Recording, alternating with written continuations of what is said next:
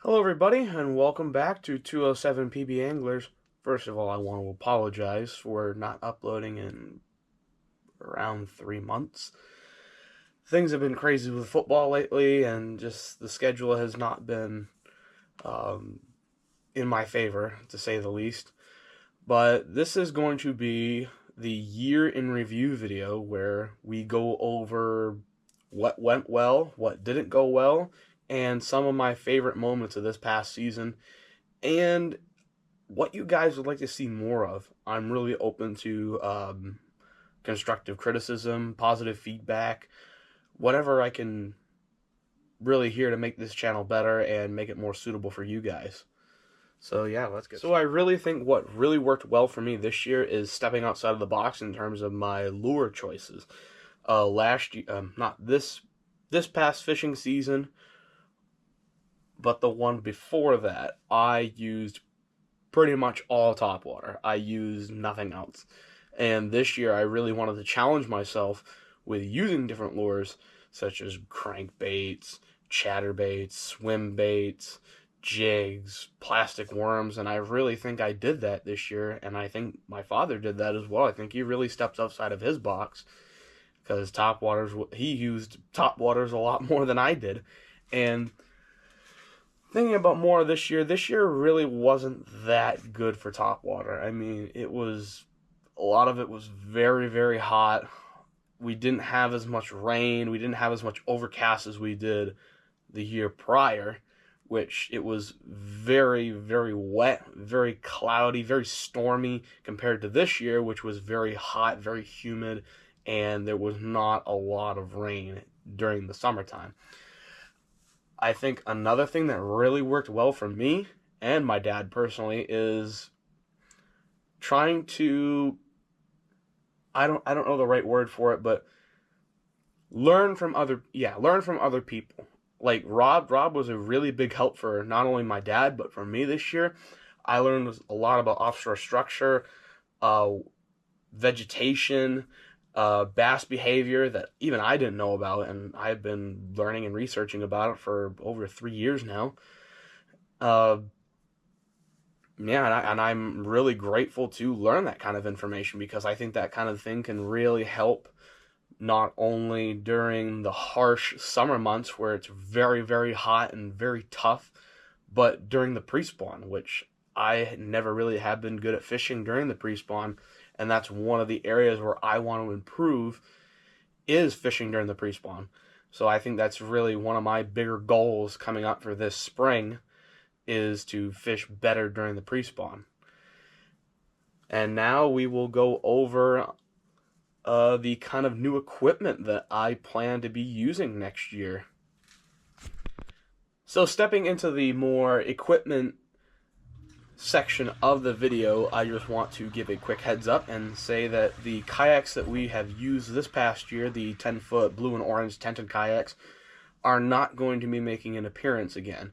Those are going to probably be sold sometime in the spring. Now, I'm looking forward to my kayak selection process. I haven't been looking at all, but I know for a fact that I'm going to be selling those in the spring, right before I hit the water. I do know for a fact I do want a pedal-powered kayak.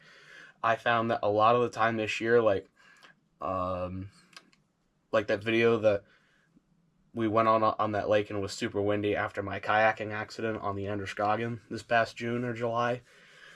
Those kinds of videos are the reason why I want a pedal-powered kayak, because a lot of the times when you're pedaling or when you're paddling, I do tend to get a lot of shoulder pain, especially if it's a really choppy day and we have to paddle a fair distance, like 3-4 miles, maybe 5 if it's a really, really far area that we want to access.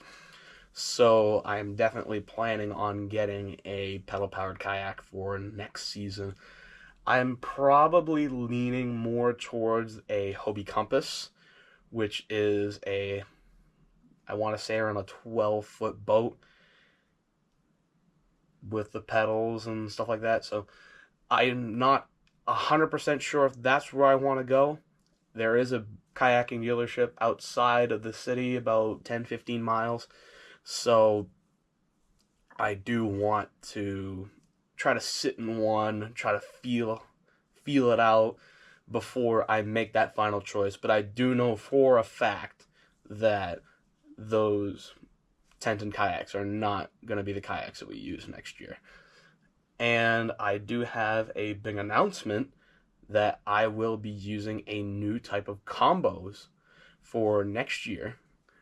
I will be using bait casters next year. I've been practicing a lot with this one. This is one I just purchased about a week ago.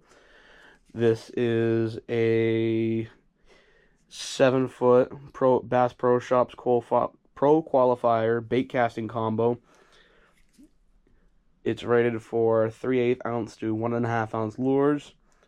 It goes up to 20-pound line. It's a medium heavy fast action rod. Like I said, I have been practicing with it, and I have gotten it down pretty well. It's fairly easy to use. And I just wanted to step, like I said, I wanted to step outside of the box in terms of my lure selection, in terms of my rod and reel combos, and I've heard a lot of good things about bait casters, and I just really wanted to give it a try. This is the other bait casting combo that I will be using next year. This is the Bass Pro Shops Mega Cast combo. It is a 7-foot medium heavy fast action rod. It's rated up to 1 ounce lures, 20-pound line.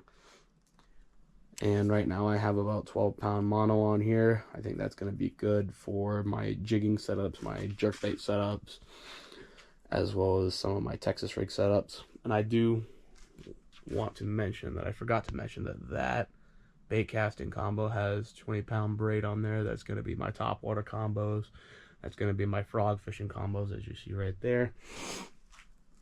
So yeah, I'm really excited to get to use these bait casters. I'm really anxious to see how they work in the field when I'm fishing. So yeah, and I will also be using something brand new that I've also never used in fishing before.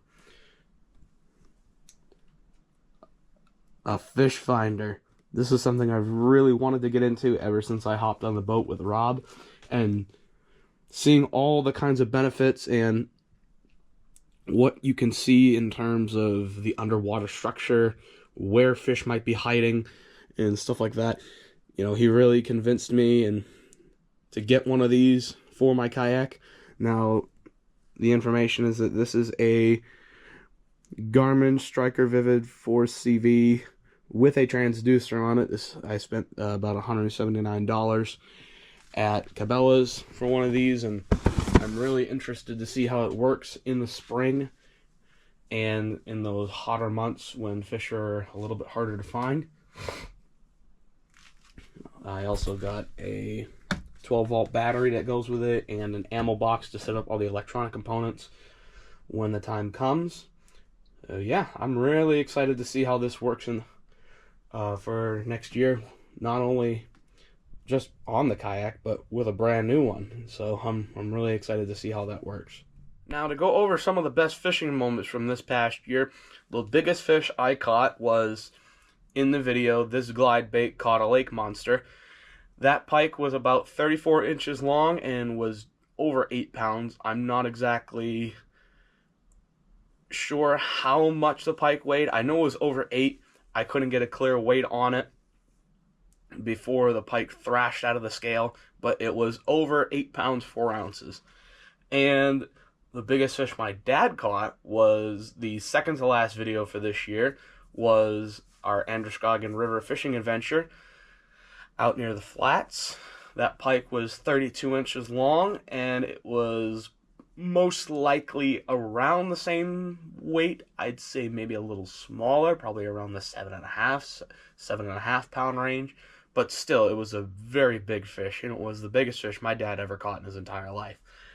Now, for the biggest bass I caught this year, the biggest bass I ever caught was at the swamp down the road from here, about 4 or 5 miles. That bass was over 5 pounds. It was 21 inches, and I caught that using a black and blue Yamamoto Senko on a Texas rig. that was a pretty cool moment for me. The biggest bass my dad caught this year was the early summer frog fishing video at another swamp, which is about maybe 15, 20 miles from here. And he caught that on a Whopper Plopper 130. It was about 18 inches. Now, the biggest smallmouth I caught this year was actually not in Maine. It was in Worcester, Massachusetts, during spring football for me. For those of you who don't know, I do play college football. And I caught that fish on a 3/4 ounce red and white Daredevil spoon. It was about 4 pounds, 4 ounces, about 19 inches. And I thought it was a pike at first because of how much drag it was pulling out. But then I saw it jump out of the water. I'm like, oh yeah, that's definitely a smallmouth. And the biggest smallmouth my dad caught this year was in the Slaying Some Smallies videos out on John's Lake. And that bass, I believe, was over 18 inches, and it was just under 3 pounds. So he was pretty hyped about that. And that about wraps it up for today's video. I really hope you guys enjoyed this past year fishing and coming along with me and my dad on our kayaks. Now, this is kind of the part of the video where I want to hear your guys' feedback on what went well this year, what didn't go well this year, and what kind of content you guys want to see in the future. I mean, am I producing too much of this and you want to see more of this? You know, I'm really open to constructive criticism and open feedback from you guys who watch this channel and support me and my father. So, yeah, if you would leave those kinds of if you want to leave those comments down below, that'd be greatly appreciated. Or DM me at 207PBAnglers on Instagram. I would greatly appreciate the positive feedback and the constructive criticism. And yeah, I mean, that's pretty much it. Like I said, I hope you guys really enjoyed coming along with me and my dad this year. And yeah, I hope you guys have a great holidays, great Thanksgiving, great Christmas. And yeah, I'll see you guys in the spring of 2025.